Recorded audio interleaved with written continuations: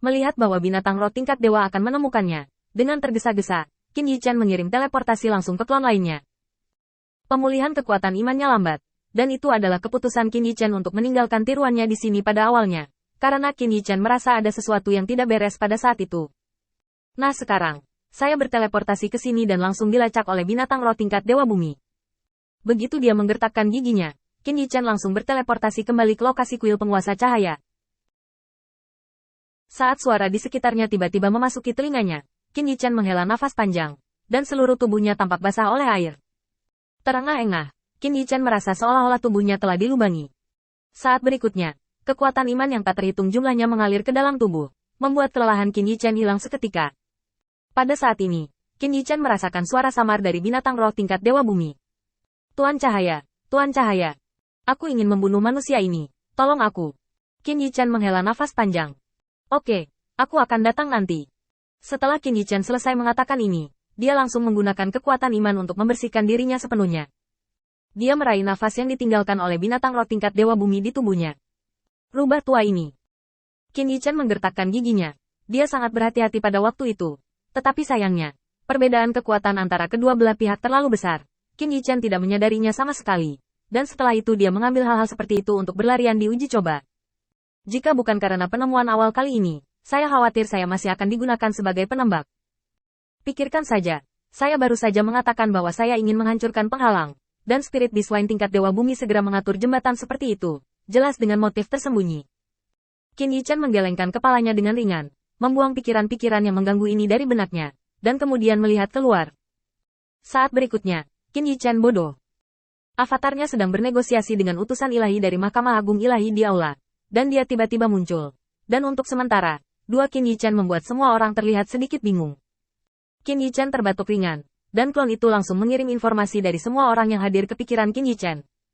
Setelah beberapa analisis, Qin Yichen menemukan orang yang paling sulit untuk dipecahkan. Salah satu dewa tertinggi, Penatua Bitian. Penatua Bitian juga memandang Qin Yichen, tampak sedikit bingung. Tuan muda, apa yang terjadi? Qin Yichen memandang Penatua Bitian dan ragu-ragu sejenak. Dia berpikir tentang bagaimana menyelesaikan masalah yang akan ditimbulkan oleh situasi ini. Karena begitu kemampuan avatar mereka ditentukan oleh Mahkamah Agung, mereka setara dengan mengungkap misteri kuil penguasa cahaya. Di bawah premis seperti itu, Mahkamah Agung pasti akan menemukan cara untuk menentukan rasionalitas berita ini. Dan cara termudah adalah melakukan pertempuran tentatif dengan Qin Yichen. Tetapi sekarang saya tidak berada di kuil penguasa cahaya, saya hanya melarikan diri untuk sementara waktu. Dan saya tidak berencana untuk tinggal di sini untuk waktu yang lama. Oleh karena itu, Qin Yichen tidak memiliki banyak kesempatan untuk memanfaatkannya sekarang. Dia hanya bisa diam-diam melihat pemandangan di depannya dan menggelengkan kepalanya dengan acuh tak acuh. Tidak, kenapa aku di sini? Qin Yichen berjalan ke aula dengan murah hati, dan menarik tiruannya sesuka hati, lalu tersenyum. Tidak apa-apa, itu hanya sedikit latihan, itu tidak cukup. Karena itu, Qin Yichen mengambil cangkir tehnya dari meja, menyesapnya perlahan, dan kemudian mereka membicarakan topik tadi. Anda baru saja mengatakan bahwa Mahkamah Agung ingin mencapai kesepakatan persahabatan 3 tahun dengan saya. Mata Penatua Bitian berputar, dan dia tiba-tiba memiliki kekhawatiran di dalam hatinya. Ya, tapi aku sangat penasaran. Berbicara dengan Lord of Light, yang sedang aku diskusikan denganku sekarang, apakah itu masuk akal? Dan apakah kamu akan melakukan pertunjukan untuk kami di masa depan yang bahkan tidak kamu ketahui? Baru pada saat inilah Elder Bitian bereaksi. Jika Qin Yichen ingin memalsukan informasi, itu akan menjadi terlalu sederhana. Dia bisa berbohong kapan saja dan mengatakan bahwa dia belum mencapai kesepakatan apapun. Dia hanya perlu meninggalkan bukti bahwa dia melakukan hal-hal di luar pada waktu yang sama. Pada saat itu, bahkan jika perjanjian ini ditandatangani, itu bukan hal yang baik bagi Mahkamah Agung. Itu hanya alasan yang dapat dibatalkan kapan saja. Jelas, Penatua Bitian ingin Qin Yichen menandatangani perjanjian ini sesuai dengan idenya, dan kemudian melakukan hal-hal lain. Sangat disayangkan bahwa Qin Yichen tidak berencana untuk memperhatikannya sekarang. Jika Anda pikir itu nyata, dan jika Anda pikir itu palsu, itu palsu. Tampaknya omong kosong ini, kematian Bitian yang lebih tua dapat dikatakan penuh. Begitu Qin Yichen memperjelas sikapnya, dia segera membentuk kontras yang tajam dengan avatar tadi. Kedua hal ini pasti tidak sama. Penatua Bitian menggelengkan kepalanya diam-diam di dalam hatinya, tetapi tidak dapat menemukan penjelasan yang sesuai.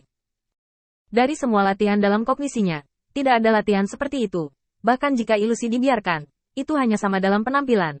Pada dasarnya, Itu masih boneka yang kehilangan kemampuan untuk bertindak tanpa kendali. Tetapi jika ini adalah latihan yang serupa, mengapa Qin Yichen dapat mempertahankan tingkat konsistensi yang begitu tinggi? Jelas, ketika Qin Yichen berteleportasi kembali sekarang, tubuhnya langsung dikosongkan dari semua kekuatannya, dan tubuhnya jelas lemah. Tidak mungkin baginya untuk menjaga tiruannya tetap utuh dalam keadaan seperti itu. Segala macam tebakan membuat pikiran Penatua Bitian berantakan, dan dia tidak bisa membedakan antara timur, barat, utara dan barat. Dan ketidakpedulian Qin Yichen memberi Tetua Bitian pukulan fatal. Karena dia menemukan bahwa Qin Yichen tampaknya tidak peduli dengan metode ini sama sekali. Dan, penemuan utamanya, hanyalah detail sepele dari Qin Yichen. Setelah ragu-ragu sebentar, Penatua Bitian berkata, "Kalau begitu bersumpahlah demi surga, agar kami berdua bisa menjaga keikhlasan kami." Qin Yichen meletakkan cangkir teh di tangannya. "Siapa yang akan bersumpah padamu? Kesulitan Anda mengetahui situasi saat ini. Berapa banyak kuil Lord of Light yang bisa Anda lawan tanpa menggunakan penjaga pengadilan ilahi? Hah? Cari tahu siapa yang memohon kepada siapa untuk bersikap baik dan bicara." Penatua Bitian langsung kesal. Dia baru saja mengatakannya dengan baik. Mengapa dia tiba-tiba berubah pikiran? Begitu dia menepuk meja, Bitian yang lebih tua berdiri dan menatap Qin Yichen. "Biarkan saya memberitahu Anda.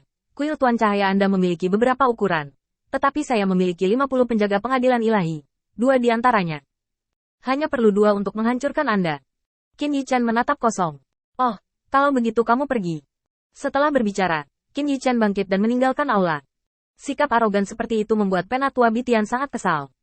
Tepat ketika dia marah dan hendak meninggalkan aula dan membiarkan Mahkamah Agung menyerang kuil penguasa cahaya, dia tiba-tiba mengingatnya. Penjaga pengadilan ilahi tidak lagi mematuhi perintah Mahkamah Agung.